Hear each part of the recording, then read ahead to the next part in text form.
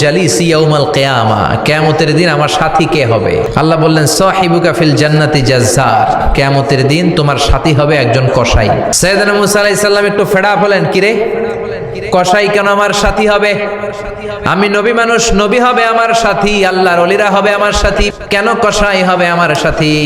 রব্বুল আলামিন বললেন মুসা যাও নিজেই যে দেখে আসো কেন কসাই হবে তোমার সাথী।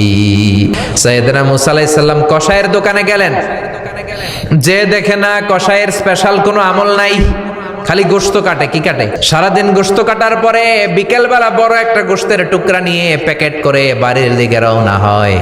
সাইয়েদনা মুসা আলাইহিস সালাম তিনিও কসাইয়ের পেছনে পেছনে ছদ্মবেশে রওনা হয়ে যায়। কসাই বাড়িতে ঢোকার পরে সাইয়েদনা মুসা আলাইহিস সালাম দরজায় নক করতে লাগলেন।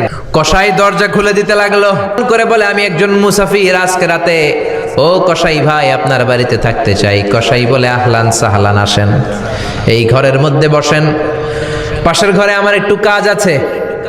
পাশের ঘরে যে কসাই মাচার উপর থেকে বৃদ্ধা একটা নারীকে নামিয়ে নিজ হাতে গোসল করে টাওয়াল দিয়ে গা মুছে গোশত রান্না করে রুটি বানিয়ে রুটি আর গোশত এই বৃদ্ধা মহিলার মুখের মধ্যে তুলে দেয়।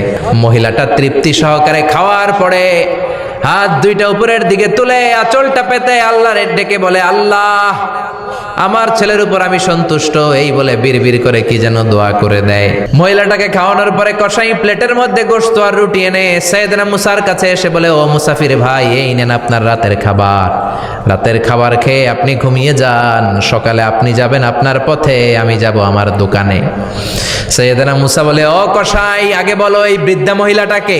কসাই বলে, এই বৃদ্ধা মহিলাটা ছাড়া দুনিয়ায় আমার কেউ নাই, আমি ছাড়া ওই বৃদ্ধা মহিলার কেউ নাই। এই মহিলাটা হলো আমার জনম দুঃখিনী মা, মা ছাড়া আমার কেউ নাই, আমি ছাড়াও মায়ের কেউ নাই। প্রতিদিন আমি আমার মারে গোসল করাই, নিজ হাতে রান্না করে খাওয়াই। সাইয়েদনা মুসা বলে, তোমার মা হাত তুলে কি দোয়া করলো এটা বলো। কসাই বলে, আমার মা প্রতিদিন রাতে খুশি হয়ে একটা পাগলা দোয়া করে, গত কয়েক বছর ধরে এই দোয়াটা করছে, অনেক বছরের দোয়া, আমি জানি কোনোদিন এই দোয়াটা কবুল হবে না। সাইয়েদনা মুসা বললেন, কি দোয়া? কসাই বলে, আমার মা খুশি হওয়ার পরে চোখের পানি ছেড়ে দিয়ে হাত তুলে বলে, আল্লাহ আমি আমার ছেলের উপর অনেক সন্তুষ্ট, শুনেছি এই জামানার বনি ইসরাইলের সবচেয়ে বড় পয়গম্বর, তার নাম নাকি মুসা কালিমুল্লাহ।